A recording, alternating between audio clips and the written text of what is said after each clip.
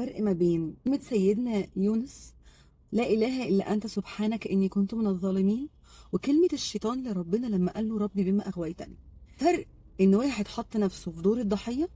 وحد قدر يكون مسؤول وخرج من دور الضحية وبقى مسؤول، عارف ان هو اللي غلطان وعارف ان الذنب ذنبه، فبالتالي يا ربي لا اله الا انت سبحانك اني كنت من الظالمين، انا اللي غلطان وانا اللي مسؤول وانا عايز اتحمل غلطي، فبالتالي ربنا نجاه.